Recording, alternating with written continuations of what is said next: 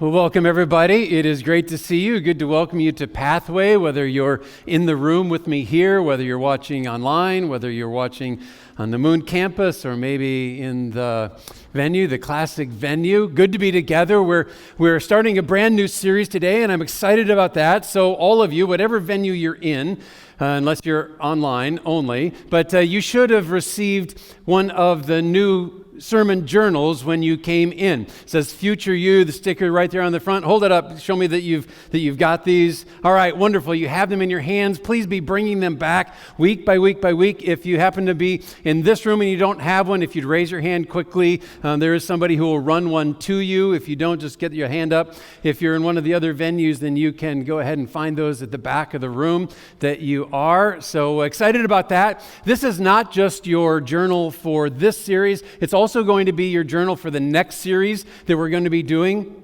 which is going to be kind of a fun one. It's going to be a little bit different. And I can't tell you all of the details about it right now, but it's going to be fun. It's going to be a little bit different, and it'll be interjected kind of through this Future You series as well. You'll figure that out as we go. But very much looking forward to that.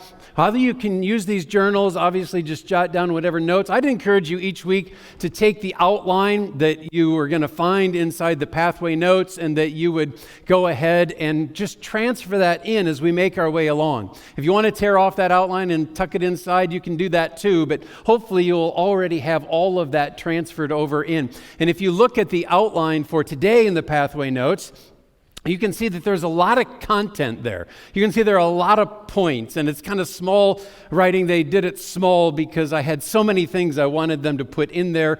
You look at that and you might think that your future you is going to be really old by the time that we're done with this sermon. Now, don't worry about that. Everything's going to be fine, and so we're going to make our way along. But I'm glad you have that journal. I see a couple of you went and found one of those in the back, so I think that we're all set. Bring these back week by week as we make our way along through this Future You series. Now, I don't know if you think about it really very much, but the fact of the matter is, you think about the future all the time. You're addicted to thinking about the future. If you are single, you might think about the future of maybe getting married. If you're married, you might think about the future of having kids. If you have a couple of toddlers, you think about the future of the empty nest and can't wait for them to be out of the house, right? We think about the future. You think about your future career. You think about a future upcoming vacation. Many of us have been thinking about whether or not the Steelers are going to have a successful season, which we get to start just this weekend, right? I'm wondering, maybe a little poll here. How many of you think the Steelers are going to have a winning season this year? Hands up, nice and high. All right. How many of you think they're going to have a losing season this year? All right, anybody brave? Okay, I see a couple of hands there. How many of you really don't care as long as they beat the Browns? Right? All right. I saw plenty, before I even got to the Browns, I saw plenty who don't really care. Well, that's on you and whatever. But we think about the future all the time. And for as much as we think about the future, here's the interesting thing. As much as we think about the future, studies have shown that 80% of us don't set any goals whatsoever about the future. 80% of Americans don't set any goals about the future. Not short-term goals, not long-term goals. We pretty much just take it as it comes. And as the future is something that we enter into, we just sort of deal with it. When it arrives, we deal with it. We deal with whatever happens today, and then we do the same thing tomorrow. Of the 20% of people who do actually set some goals, 70% of those actually don't come about, or they fail in achieving those goals. So there's just a very small percentage of people that actually take charge of the future that is out in front of them. And that's something that actually just kind of staggers me when I stop to think about that. Now, why is it that there's such this disconnect between people who are always thinking about the future and intentionality regarding what that future would be? Why is that disconnect there? Well, I started studying that a bit, and I came across this professor from UCLA. He actually teaches this class, Behavioral Decision Making. His name is Hal Hirschfield, and he has studied this very extensively, and he's observed that one of the reasons that there's this disconnect is because we see our future self down the road actually as a stranger. As someone that we don't have that much connection to. And strangers aren't people that we usually give a whole lot of attention or a lot of mental energy to, are they? There's just something that is there, some person, something that is down the road, which is interesting to me. So go ahead, eat another Orams, have more Brewsters. It doesn't matter. Some stranger is going to have to deal with the consequences of that one day, but you're not that connected to that person. At least if you fall in this sort of category. Now, studies have also been done, experiments have been done to see how can we connect the future self more to the present self so that we bring those two things together. And one of the experiments that was done was putting a person in front of a mirror-like screen where the thing that you're looking at is actually an aged reflection of you. And so you're interacting with yourself, but only your older self, your future self. And it was interesting to see what happened. Of course, you can do that yourself. You can just download any of a number of apps and you can see what you're going to look like going forward. And I actually couldn't resist the temptation of seeing what some of my colleagues would look like down the road. And so, do you want to see that? Yes. You want to see it? Okay, I thought maybe that you would. All right. So, here's Pastor John today. And here's Pastor John in the future. Interesting thing is, that's just 6 months from now. All right. Next, we've got Pastor Ben. Here's Pastor Ben today, and here's Pastor Ben in the future. I think he actually looks better in the future than he does today, if you ask me. All right. Here's Pastor Jason today. Here's Pastor Jason in the future. If you ever wanted to know what Jesus would look like with gray hair, here you go. I thought it would only be fair if I include myself. So here's me today, and here's me in the future. Yeah, kind of like the beard. I might start to grow that. Except Carolyn told me once that if I ever had a beard, she'd never kiss me. And so no beard here. All right. I see there's some others giving elbows and pointing and what have you. All right. So kind of who we are today, kind of what the future self is going to be. So they did this study in Hirschfield's experiment. When they saw their future self, it personalized that person. It personalized them in the future. No longer were they a stranger, and they started to make better decisions in today for who it would be that they would become in the future. And that, in the course of this series, is really what we're going to be about.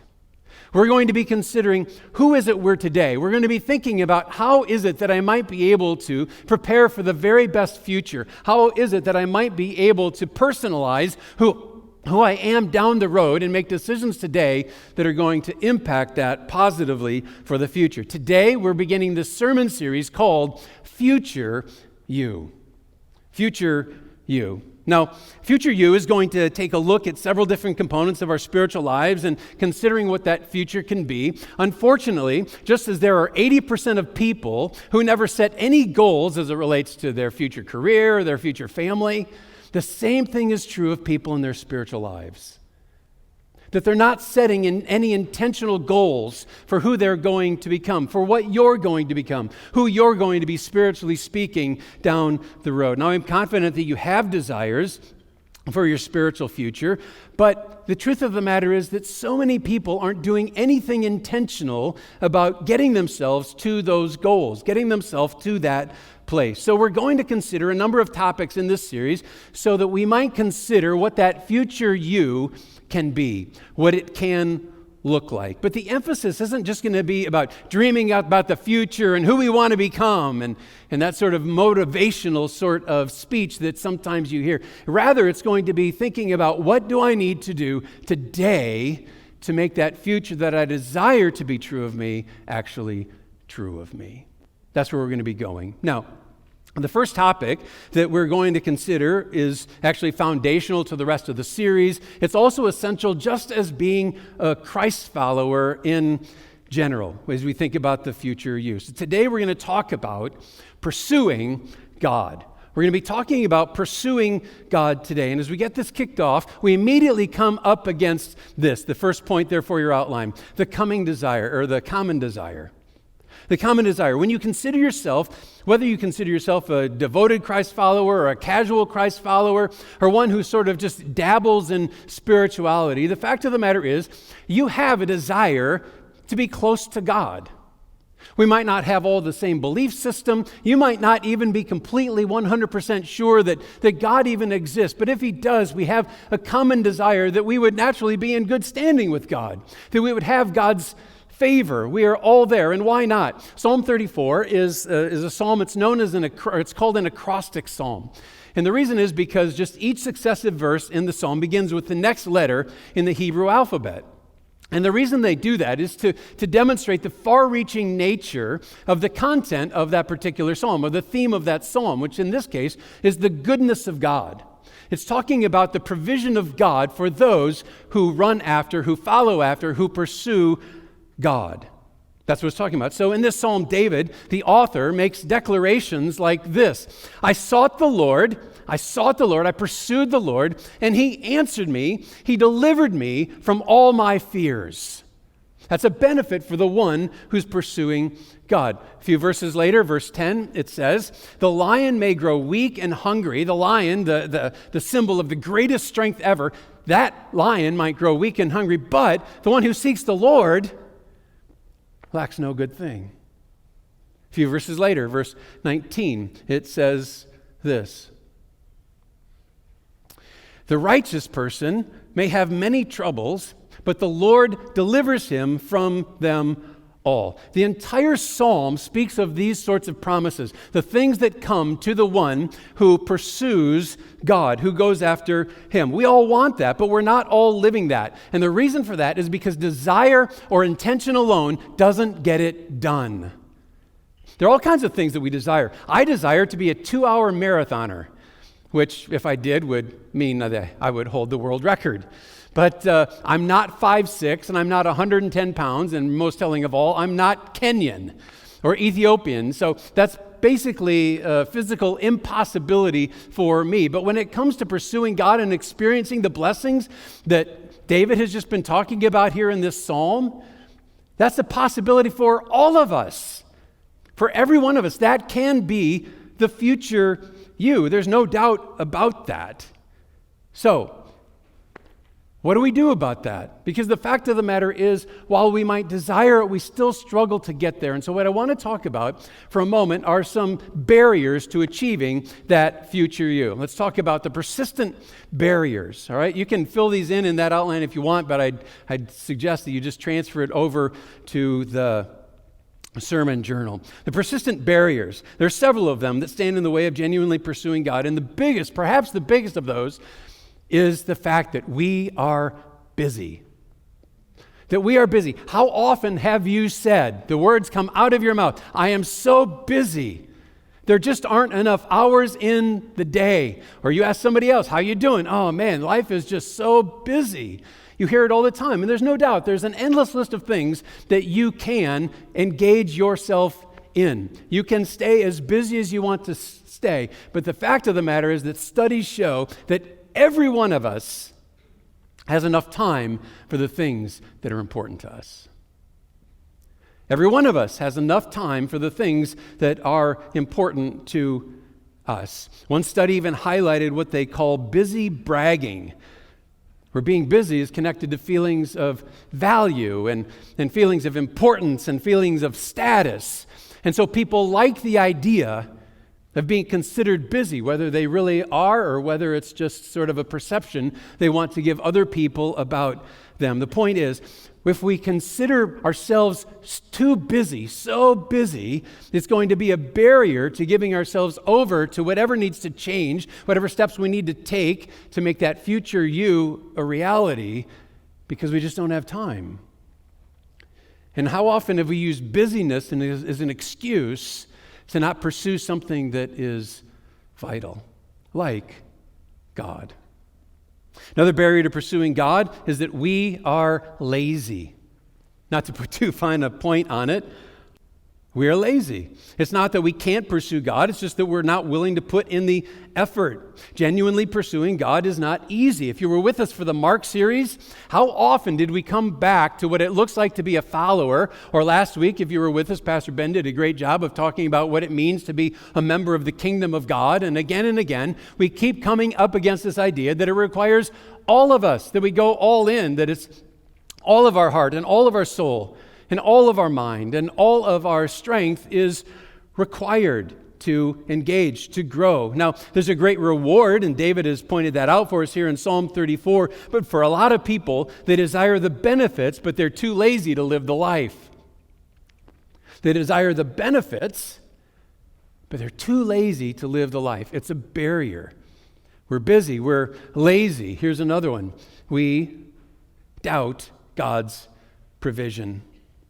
It's possible that you've had some circumstance come up in your life that's caused you to sort of doubt whether or not God is there. Or maybe you've prayed some prayer to God and God didn't seem to answer, or He didn't seem to come through for you in response. Or maybe life just seems to pretty much happen, and you might get lucky and get fortunate with the outcome of your life, or maybe in your circumstance it didn't go so well, but either way it's just kind of a roll of the dice.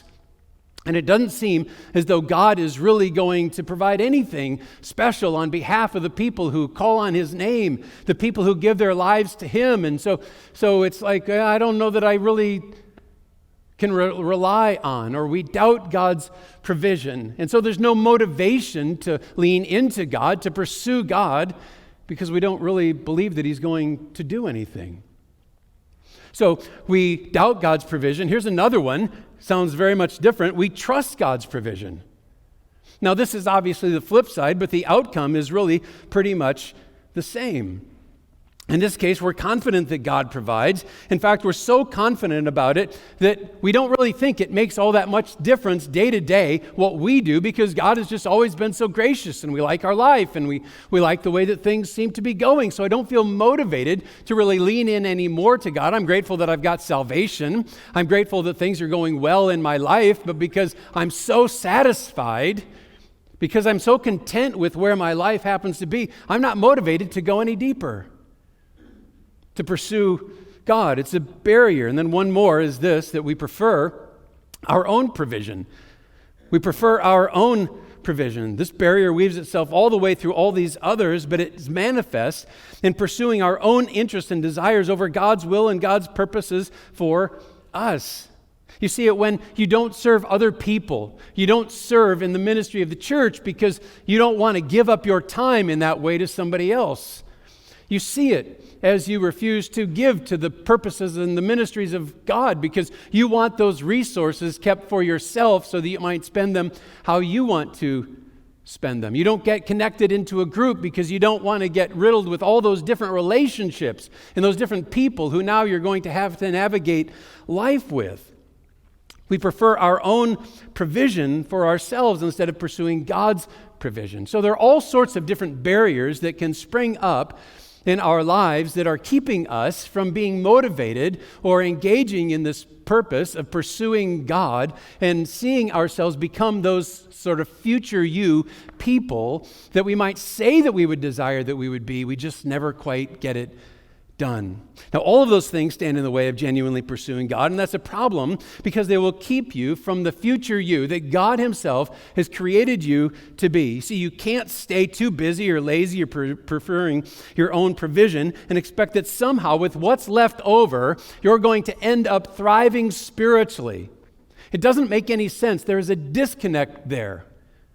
You're not going to arrive at that destination if you haven't set yourself on the course to get to that destination just because you desire it. You see, it won't happen because succumbing to those barriers doesn't just leave you in a place. This is important. It doesn't just leave you in a place now where there are barriers there, so I'm kind of stuck. So I'm just spiritually idle. I'm just kind of sitting here waiting to get thrown into gear where I can just pick up where I left off. That's not the way that it is. You're not just sitting spiritually idle. You've been placed on a path that is actually taking you in a direction away from God. It's taking you a place away from spiritual sensitivity. It's taking you to a place away from spiritual wisdom. And I might say, well, I don't feel like I'm really drifting away. I don't feel like I'm any further away from God. And the reason is because The disconnect isn't in your brain, it isn't in your eye because you've been floating away, and so you don't feel the separation, but the separation is there. And one day we wake up to it and we realize just how far we are from God. Well, we put ourselves on that path that took us there. And it's important that we would understand how we got there. You might feel like it's other than that, but it's unavoidable that if we're not pursuing God, we're not discovering His wisdom. We're not discovering His will.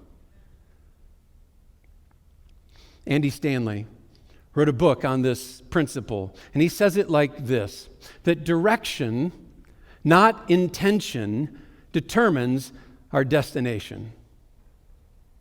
Direction, not intention, determines our destination. You can't neglect pursuing God and expect that you're going to end up close to Him, even if that was your desire. Even if that was your intention. That's not where you're headed, so there's no reason to believe that that's going to be the outcome. Or think of it like this.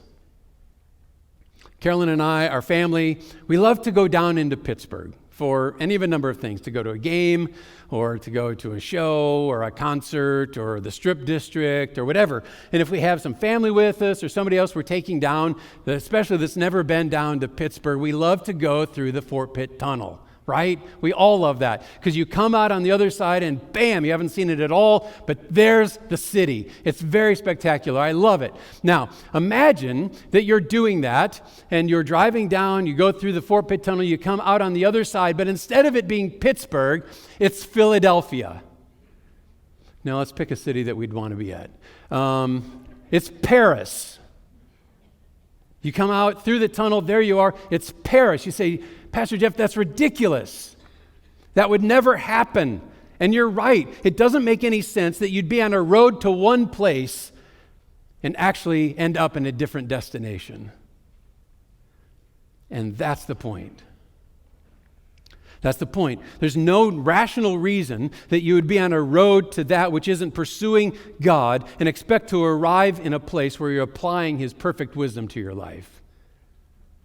You're on a journey. You are on a path. You've placed yourself there, and it has a logical outcome for where it's taking you. But so often, we are on this path. We don't really recognize we're on it. We don't know exactly how we got on it. But it's taking you to a logical destination. And sometimes we expect, no, we're going to wind up somewhere else. Yes, I know I'm not following God. I know I'm not pursuing God, but I expect to be able to apply His perfect wisdom in my life with every decision I have. And it doesn't happen. And sometimes we wake up and we're like, why? Why did I not apply God's wisdom? It's because you've been on a journey that's taking you somewhere else.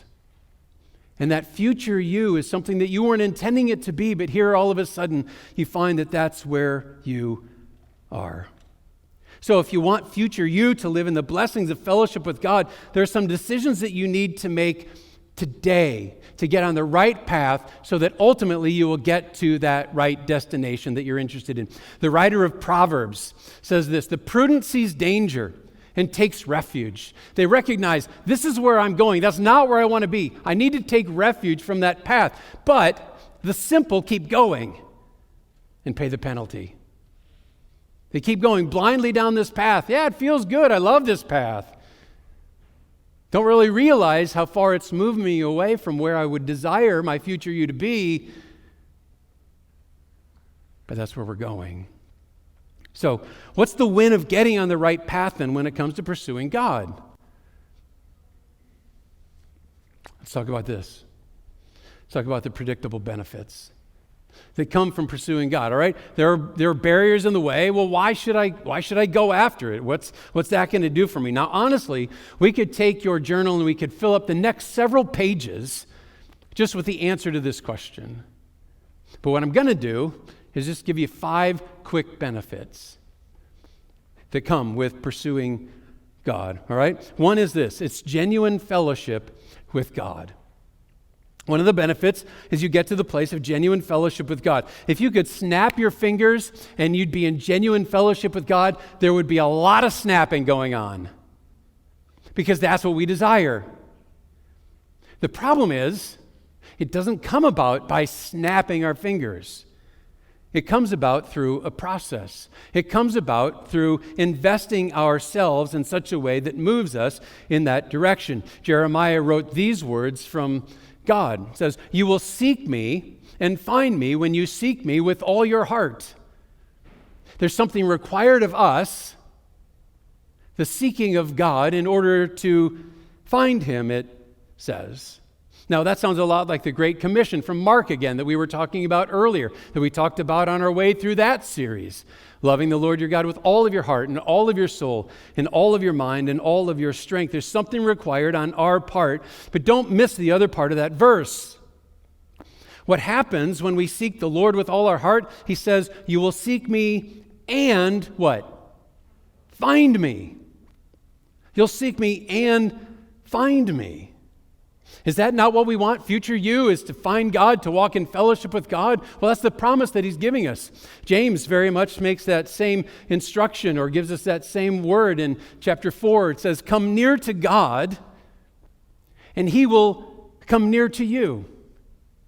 We're talking about a path. There's a logical outcome for every path. Well, if you come near to God, the path is leading you to the place where God is going to come near to you. You're going to find him there. That's the benefit that following after God can provide for us. Genuine fellowship with God. Another benefit of pursuing God is resilient faith. Resilient faith. When we walk closely with God, we learn more and more about his goodness and his character and his love and his grace and his mercy and his sovereignty and his justice. We learn all of those things. And what that does is it sets us up to be able to interpret circumstances as they happen around us. And so something takes place, and it was kind of difficult, and it was a challenge. And if you're walking apart from God, if you're not pursuing him, if you're not learning about his love and his grace and his mercy and on and on and on, you might be ready to throw in the towel on God. But as you're walking in close fellowship with him, and you're recognizing and you're learning and you're growing to understand his love and his grace and his mercy, all of a sudden you've got a filter through which you can understand the circumstances that are coming your way. And instead of throwing in the towel on God, instead of throwing in the towel on faith and walking the other way, and maybe 10 years from now coming back to the church, you have a perspective from which you can understand, where you can interpret the circumstances that are going on. In Psalm 63, David says this, "You, God, are my God. Earnestly I seek you. I thirst for you. My whole being longs for you." Yeah, that's awesome. He's really going after God. He's feeling close to God. Things must be going well for him. What's the circumstance? In a dry and parched land where there's no water. He's saying things are horrible right now for me. Things are horrible for my people right now. And God, earnestly I'm seeking you. I thirst for you. He's got a perspective here because he's walked in close fellowship with God to understand that even if I don't completely get it, even if I don't completely understand it, I can trust the one who's in control. And that makes all the difference in the world. Resilient faith comes as we pursue God. Another benefit we can experience is aligned purposes. Aligned purposes. We all want our lives to matter and to be lived with a purpose, and it's that much more meaningful when those purposes are connected to and the same and aligned with the purposes of God, his purposes for us. When we're on the path to pursuing God, that's what happens. In Proverbs, here's what we read. "Trust in the Lord with all your heart and lean not on your own understanding. In all your ways submit to him. And what will he do? He'll make your paths straight. He'll align your purposes with what his purposes are for you. He'll set you on the path to finding him." Then a fourth benefit here is persistent peace. Persistent peace. One of the casualties of giving into the barriers we talked about a minute ago is a lack of peace. If you're too busy to pursue God and grow close to him, the result is you're going to end up walking it alone. You're going to go down the path on your own. And when circumstances come that are challenging and difficult, is it any real surprise if you're walking on your own, interpreting all things through your own wisdom instead of through God's, that you're going to get shaken up a bit when challenging times come? There's no surprise in that at all, actually. Isaiah records for us God's promises to the one who walks in fellowship with him. It says, so do not fear, do not be shaken up, for I'm with you. Do not be dismayed, for I am your God, which is different from I'm walking away from you and I'm on my own. I will strengthen you and help you. I will uphold you with my righteous right hand. Then one last benefit to pursuing God, and it is this: it's power over temptation. Oh, this is so important. If this were the only one, it would be worth it. We all face temptations of all kinds, and oftentimes they sneak up on us, they catch us off guard, and the way that you respond in the midst of that is going to reflect the degree to which you are walking in fellowship with God, the degree to which you have pursued him, the degree to which that you are resting in relationship with him, as opposed to, yeah, he's kind of off there, and I know I've kind of gone off this path, or maybe I didn't even realize I've been moving off in this other direction. But here I find myself, and how you respond is going to reveal how close you are to God. And if his word is filling you and your fellowship with him is fresh and strong, you're going to be much more able to resist the temptations that come your way. When Jesus was tempted himself and he overcame that temptation, it wasn't because he was God and so he really wasn't tempted. It's not that. He was fully tempted. We're told in every way like you and I get tempted. But he overcame. Why? Because of the fellowship that he had. He was constantly leaning on, he was praying, leaning on the Father. Paul wrote this: so I say, walk by the Spirit. In other words, walk in fellowship with God, and you will not gratify the desires of the flesh. If you're wrestling with some temptation in your life, something that keeps coming your way, something that keeps tripping you up, you need to ask yourself, am I in fellowship with God? Am I walking by the Spirit? If temptation is an ongoing challenge for you in an area and you keep falling into it, you need to recognize the fact that it's quite possible that you are on a path that is walking you in a direction apart from God instead of to God, because you don't have the influence of the Spirit that is controlling you. We need to do some serious self-examination. If you're lukewarm in your pursuit of God, then the resources you need to overcome that temptation are going to be lacking. Remember, direction determines outcome or destination. But if we walk by the Spirit, we'll have power over temptation. These are all predictable benefits of pursuing God. But how? How do we pursue in that way? Let's wrap this up by considering the practical steps. Some practical steps. Again, we could fill your journal, but these are just some. The first one is this: to make the decision to follow. Make the decision to follow. It's possible that you're lacking motivation to pursue God because you've never really made the decision to give your life to Jesus. And why would we expect that we would live in such a way that pursues God when he really isn't in control of our hearts? You wouldn't expect that. That's not what the outcome would be. No doubt about it. You're not going to follow one that you're not committed to. So start there. Or maybe you took some step toward God, and maybe it was a long time ago, and you're not even really sure if it took, so to speak. Here again, we can start there, whether for the first time or in a renewed sort of way. Make the decision to follow. And the future you, if you put yourself on that path, following after God, giving your heart and your life to him, making the decision to follow, you're putting yourself on a path that is leading you to a future you that is going to experience eternal blessing. All right, what's another one? Another practical step for getting close to God is don't wait to feel like it. Don't wait to feel like it. I love it when I feel like pursuing God, when it just sort of sweeps over me and it's like I can't do anything other than do so. And that happens here in worship. It'll happen when I'm reading the Scriptures or praying. It'll happen when I'm studying the Scriptures or even when I'm preaching the Scriptures. I feel that sort of overwhelming sense to pursue God. But honestly, I don't always feel it. I don't always feel like running after God. Sometimes I feel like running after other things, like eating pizza or going to bed or eating pizza in bed. I mean, it can be any of a number of things that can overwhelm me. Now, it's not that there's anything wrong with any of those things in and of themselves, though I probably wouldn't recommend eating pizza in bed. It's not that there's something wrong with that, but if you're feeling pulled in all of these different directions, and you're waiting to feel like you want to give everything to go and pursue God, then it's likely going to be so sporadic that you never really make any progress. So it leads us to the next of these steps, which is this: it's to discipline yourself. To discipline yourself. If you want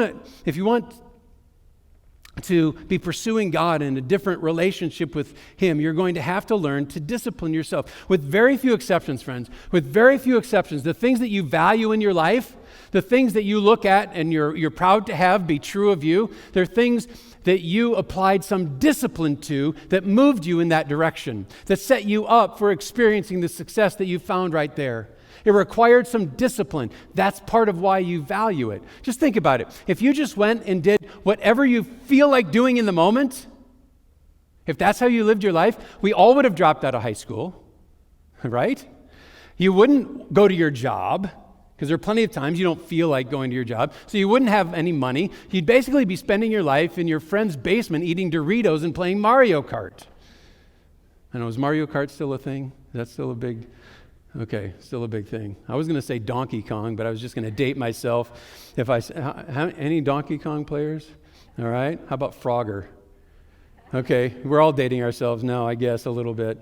Okay, no, discipline is essential to achieve things of value, and the same is true in pursuing God. We need to discipline ourselves to take time to read God's Word, to take time to pray, to take time to volunteer, to take time to give. There's a reason that we call those things spiritual disciplines, because they require discipline. And if you're just going to wait until you feel like doing it, you're going to be in a position where you never really get there. And that's right where some of us are. You've been kind of just following your heart. What do the scriptures say? The heart's deceitful. Above all things, it'll take you to all the wrong places. It'll put you on a path that's leading you in a direction, but it's not a direction that you want to go.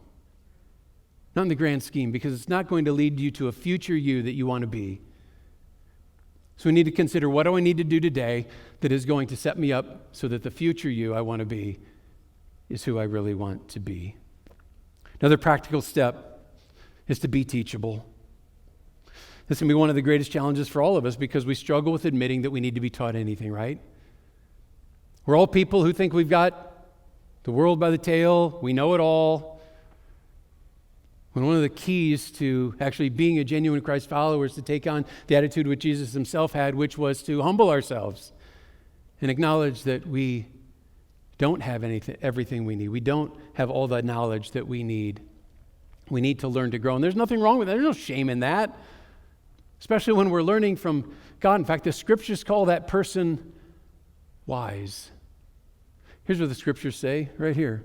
Wisdom is found in those who take advice. We need to put that on our refrigerator or dashboard or something. Then one last practical step is to seek out passionate followers. To seek out passionate followers. The truth is that we can help one another to pursue God more fully. If there are times when we don't feel like pursuing God, that other person can step in. They can assist us. They can push us. They can inspire us. This is one of the reasons that in school, study groups can be very helpful. Because when you don't feel like studying, they can push you and they can kind of keep you engaged. The other reason I like study groups is because they almost always included pizza. You might be noticing a theme here. Yes, I've got a problem when it comes to pizza. Passionate followers set an example and they spur us on. They can help you to get through a dry season. When on your own, you'd have happily stepped off the curb. You would have gone some other direction.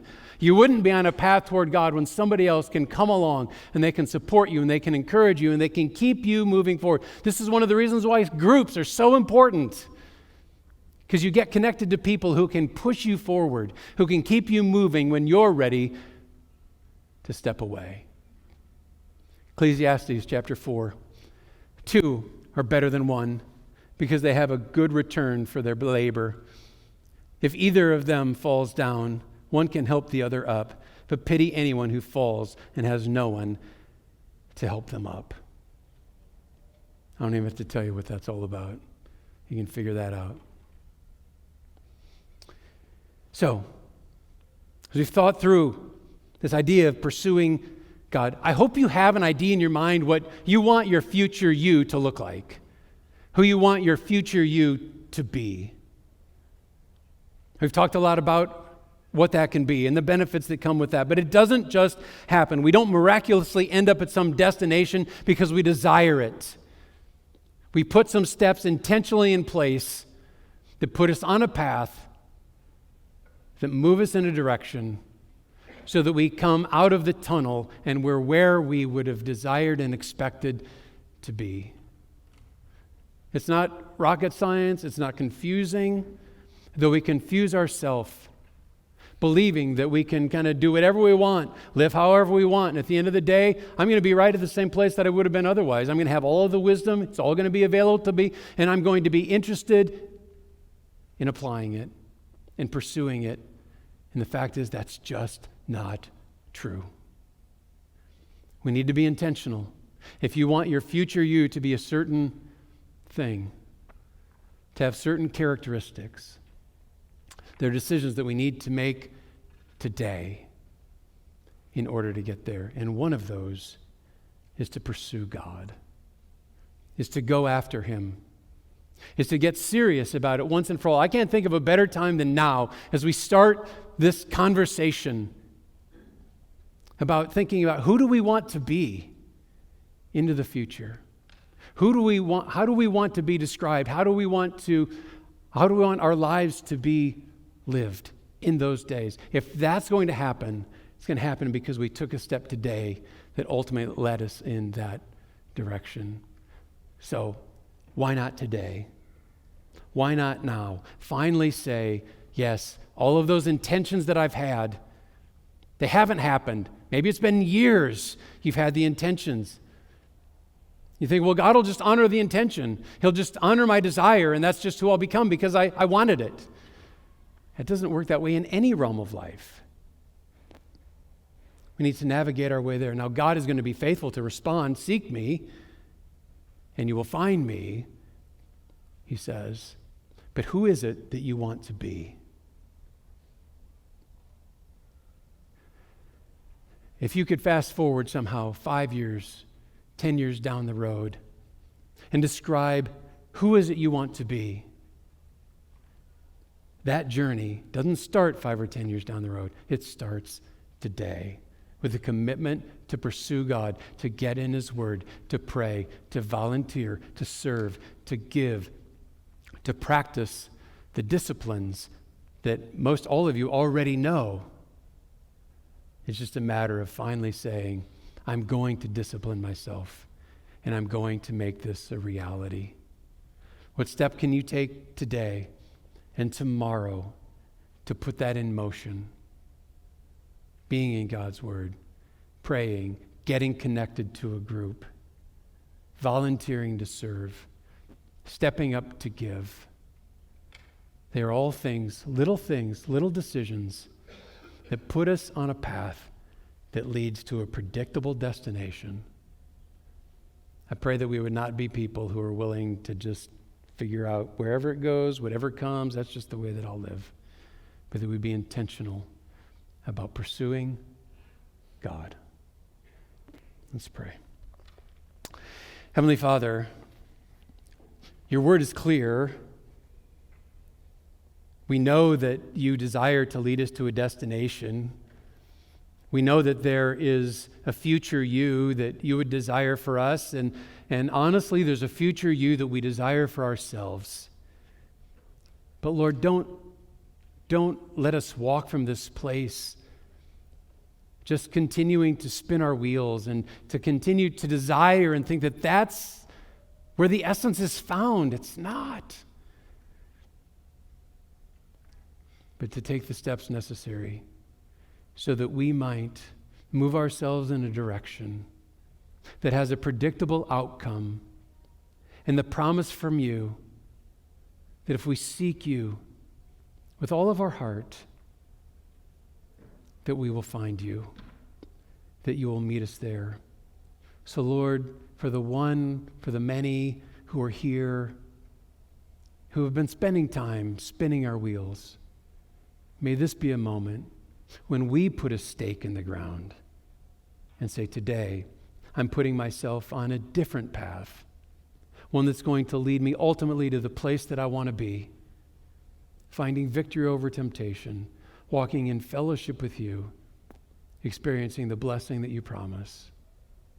Lord, those are the people that we want to be.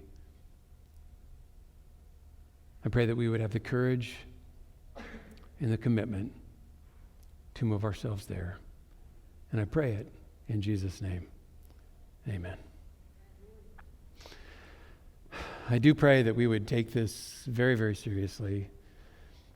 You know that there have been days and days and years that you've had in mind this person that you wanted to become. But if you're not there, does this not make sense? And I just pray that we wouldn't just set it aside and be willing to go years and years more before we finally ultimately get engaged, but that we'd engage today so that the future you would be exactly who you desire it to be, aligned with God's purposes for you. Pray that you take those steps. If you'd like to pray with somebody else about that or about anything else, would invite you to come on down as we wrap up. Otherwise, thank you all so very much for coming, and may the Lord bless you as you go.